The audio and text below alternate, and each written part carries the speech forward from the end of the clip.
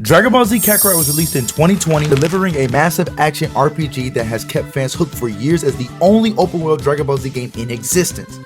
Covering every major battle in the canon Dragon Ball Z timeline, starting with Raditz in the Saiyan Saga to finishing Kid Buu off with a Spirit Bomb. However, your journey doesn't end there. Since its release, DLCs have been made to continue your experience outside of the main saga that we all know and love.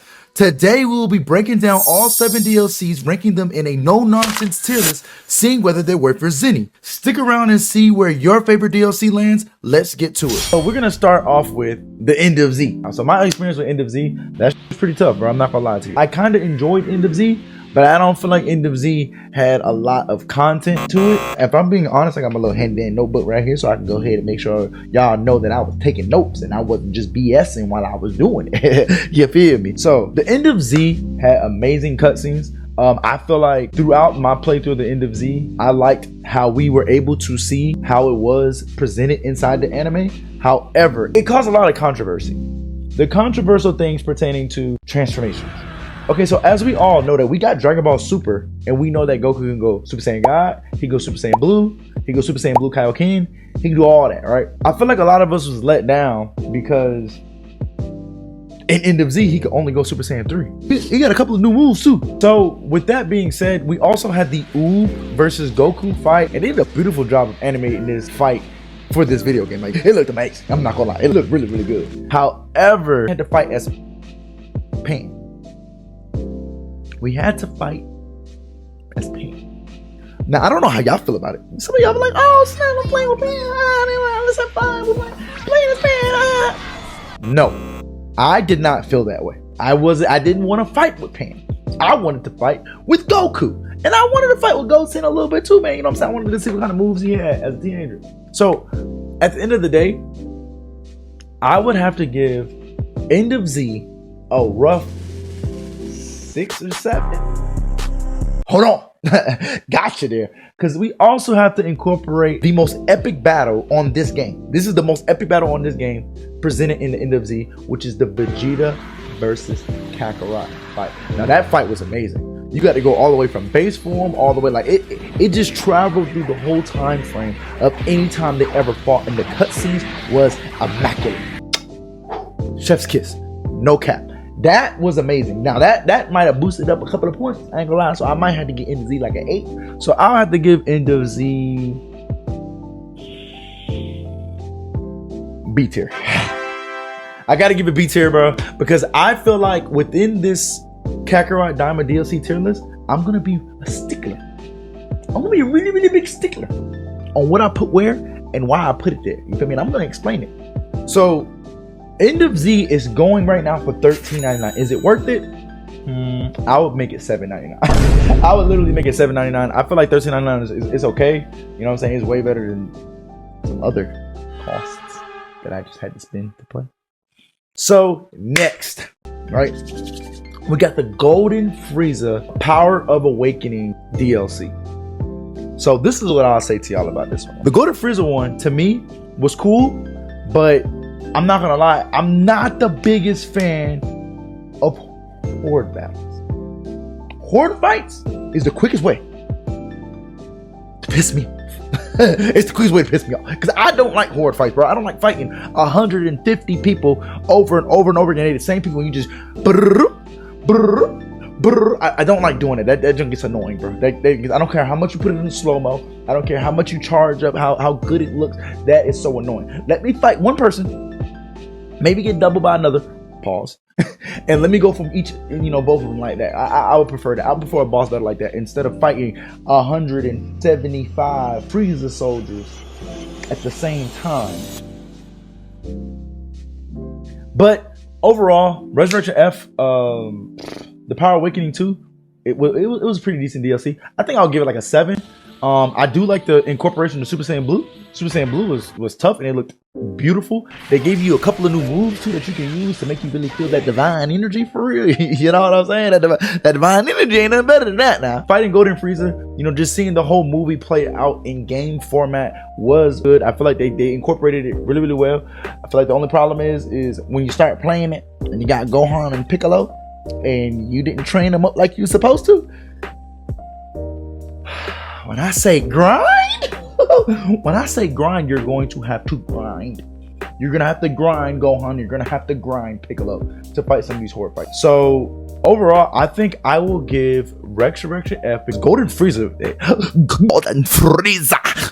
Golden Frieza was pretty tough, bro. No matter how much you leveled up Goku and Vegeta, because you had to fight, I think, 3 times. Golden Frieza was still a challenge. Unfortunately, I wasn't able to test his power level. I was kind of pissed off because I know I'm the power level guy. But it's all good. You know what I'm saying? It's all good in the hood, guys. On these mother power levels. Overall, like I said, I will give it B tier as well. Does it really compete with Goku's Journey? I feel like Goku's Journey is a tad bit better. I feel like if there was an A2 or B1, like in that section, that's where I feel like Goku's Journey would be at.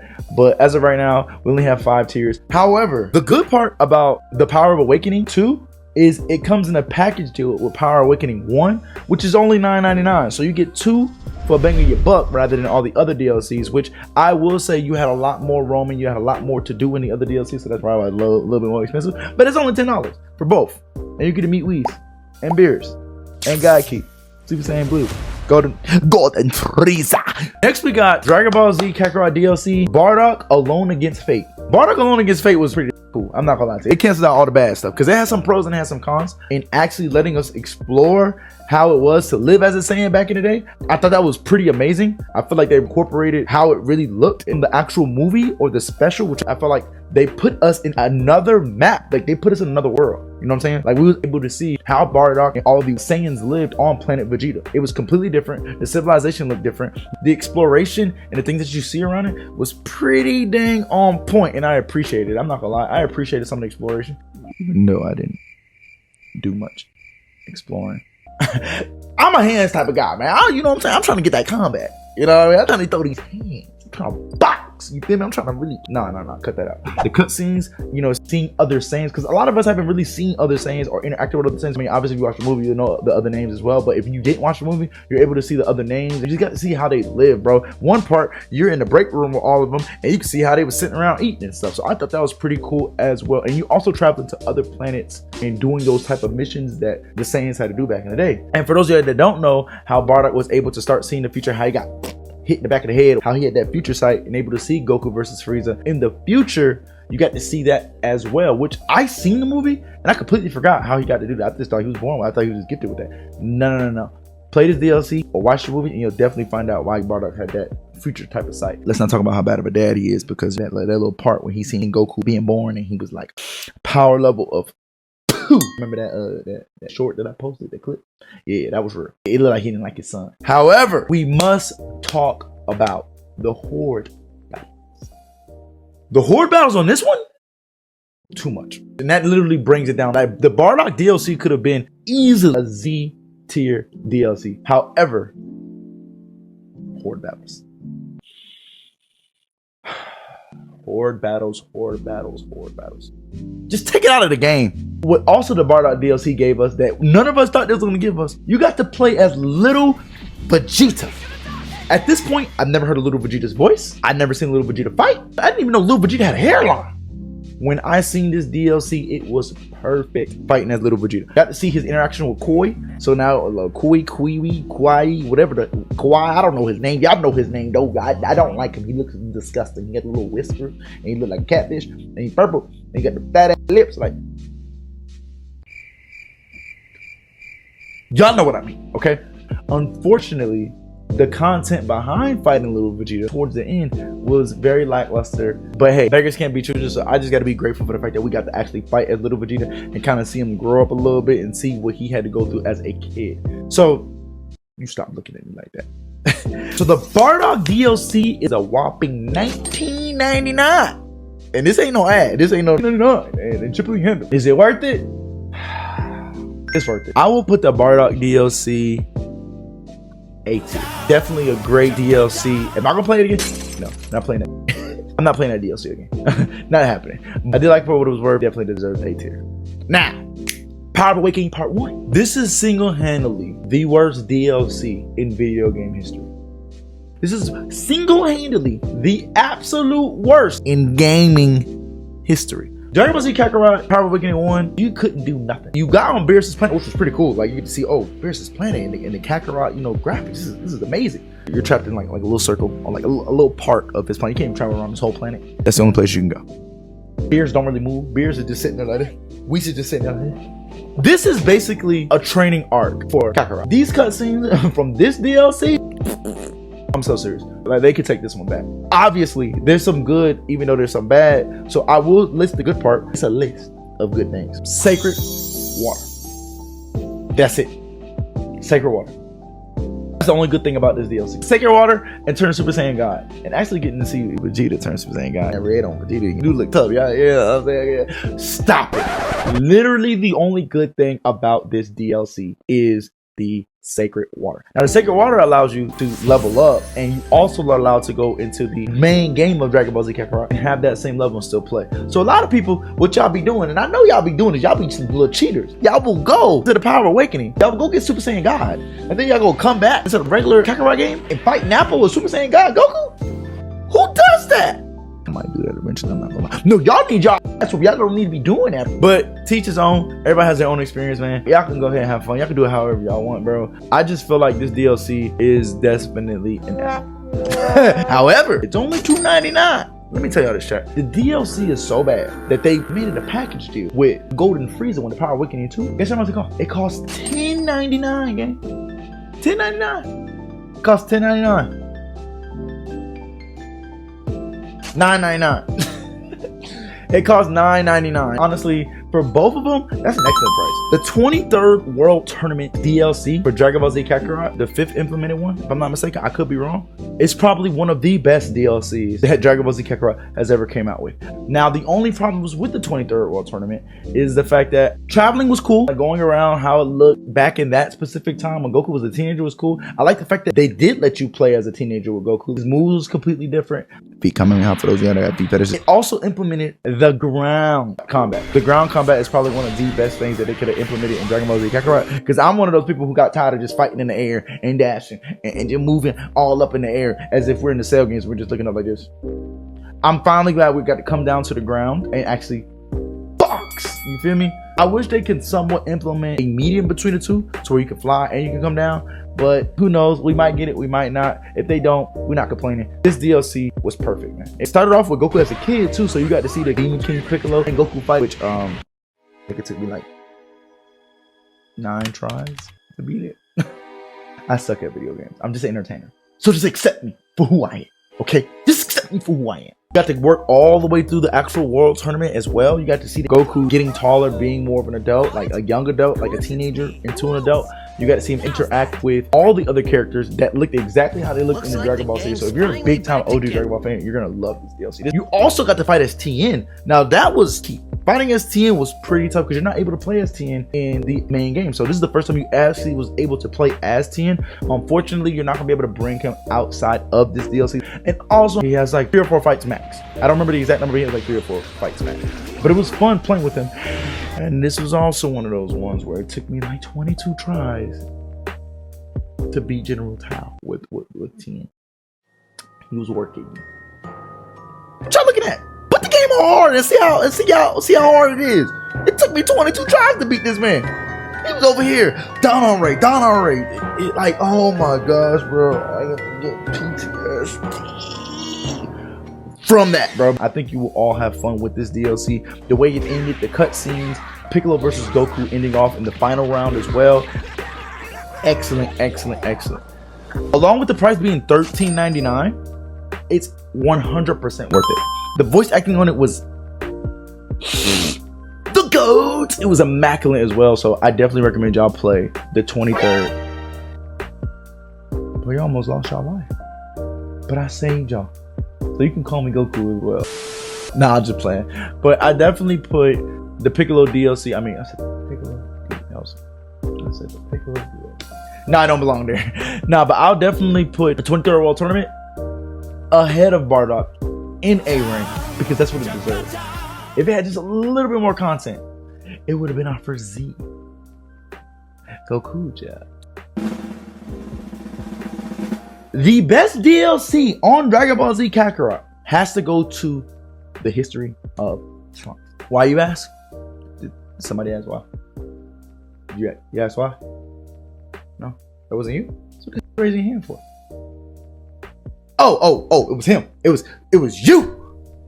You the one who raised your hand.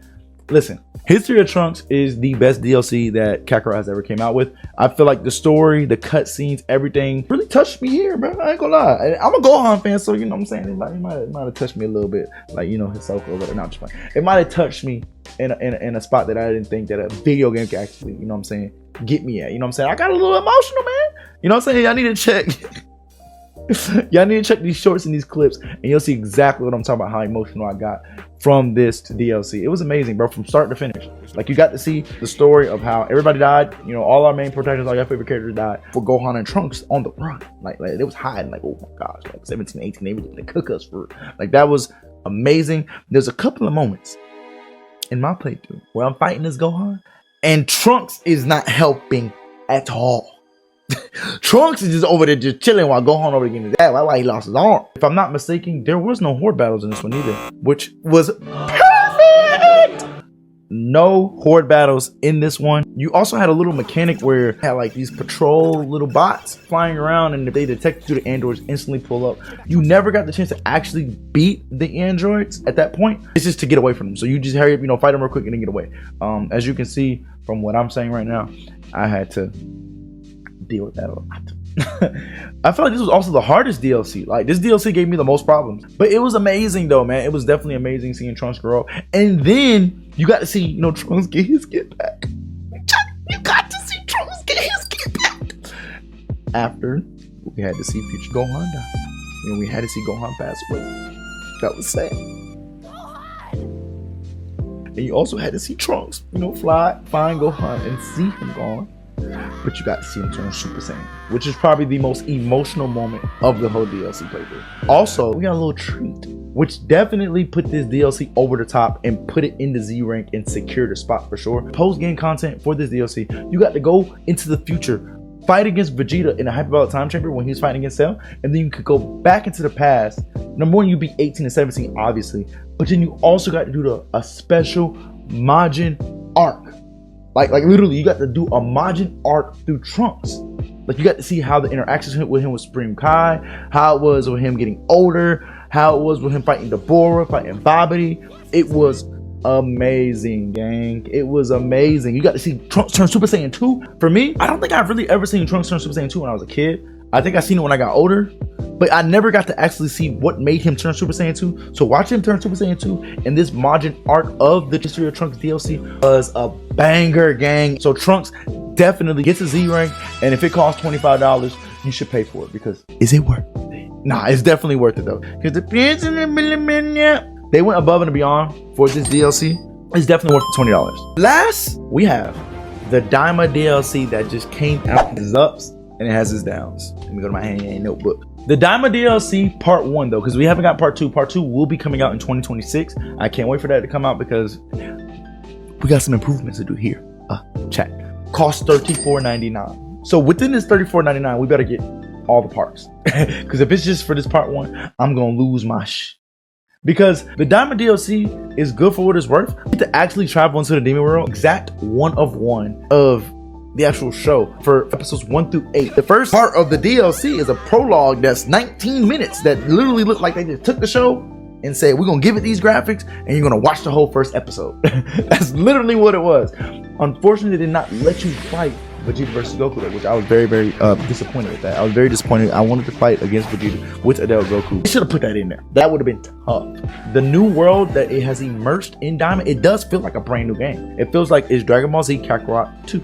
It does. Like, it's a completely different world. Got a couple of different mechanics. We're back on the ground and we can't fly. This is the only DLC where you actually can't fly in the open world. You can't fly.